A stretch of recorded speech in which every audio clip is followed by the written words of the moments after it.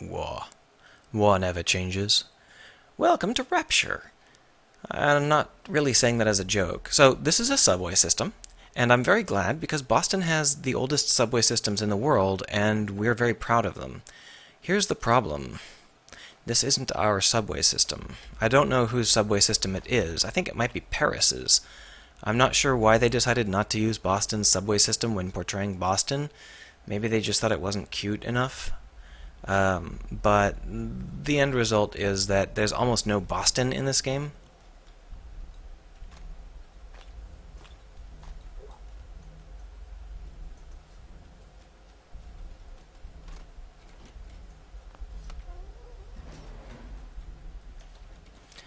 Now, why am I mentioning that? Well, I'm going to talk a lot about robots and fan games and science fiction. If you don't want to hear my opinions on the game's writing, you should probably stop now. If you do want to hear my opinion on the game's writing, I think that this is a fan game of BioShock Infinite. I think that because it has the same plot,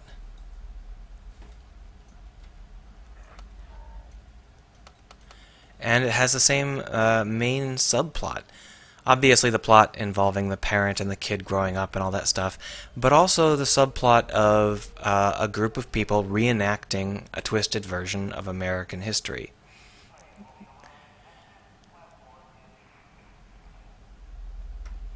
Now, the BioShock Infinite team invented a world where they could put their own wacky interpretation of American history into it. And they obviously based it pretty heavily on some pretty standard racist tropes as a means of shedding light on those tropes. And that's the only part of BioShock Infinite I liked. The problem is, of course, that this team has chosen to use Boston, and Boston actively sells their own Funhouse mirror version of American history. I don't know if they thought it through, but basically, I'm not sure how aware they are of the fact that Boston's history is largely a crap. It's self-aggrandization. But either way, this is not Boston. That was not Boston. There is no Boston in this game. It's just an excuse for them to use the term Minutemen a lot. But that's the reason I sort of think that this is a fan game. I think it's a fan game of BioShock Infinite. I think these people played BioShock Infinite and thought, we have to make our game just like that. It's happened before. A lot of games take an exceptional amount of influence from other games, and it wouldn't at all be surprising if that had happened here. Unfortunately, that means that I don't have very high hopes for the quality of the game's writing. Now, the reason that that's important is because this is a game about robots. I don't know how many of you are big into science fiction, like real science fiction nerds. But if anyone who's read any significant amount of Asimov has probably read a good chunk of the robot tropes that we have inherited.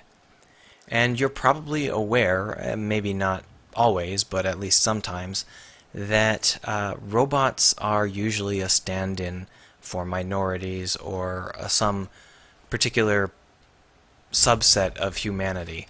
The point is that a robot stands in for a human that the humans don't think is human.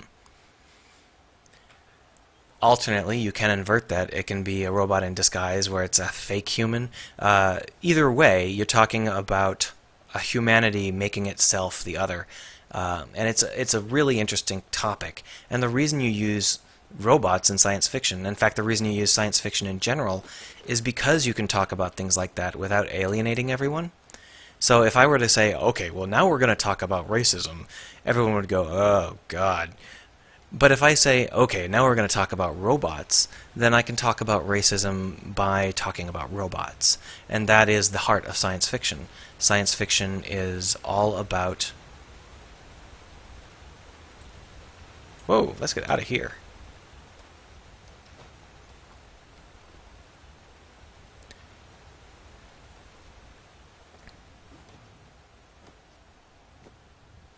Science fiction is all about using fake science and tropes to talk about things that people normally don't want to talk about without alienating them. It's a very powerful tool when used correctly, but you have to have something that you want to say in order for it to be of any use. Hey, sister. You looking to earn some caps? Who the heck are you? What's the job? I've got a lead on a crash site. Big old jet. Mm-hmm. The Skylanes wreck? You have? Well, trouble is, some raiders are... How about 50 caps? Sounds fair. All right. There's a... I already took him out. Whatever.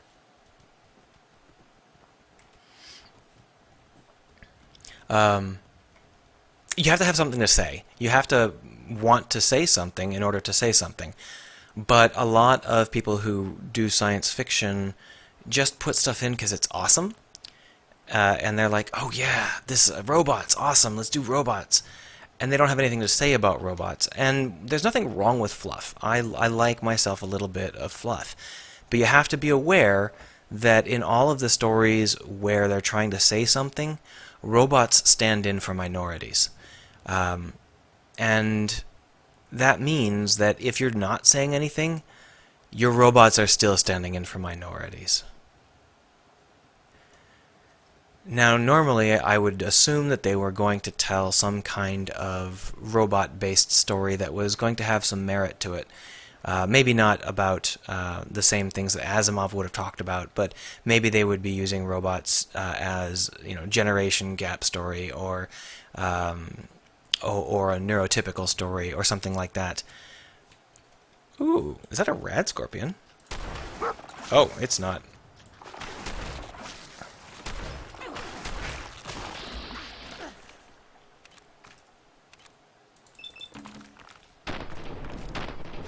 No, that didn't work.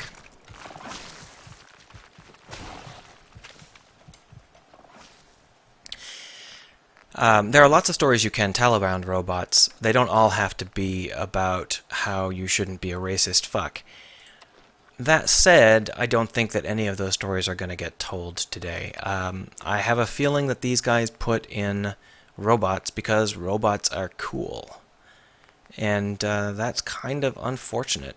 There are so many things you can say about robots, with robots, rather.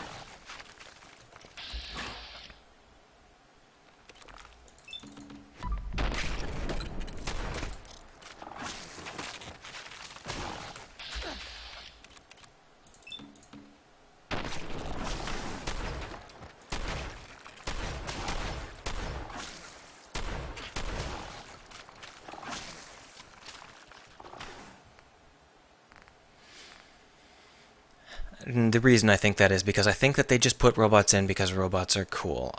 If you wanted to play a game where robots are treated as something a little bit more interesting, you can always play... what's the game called?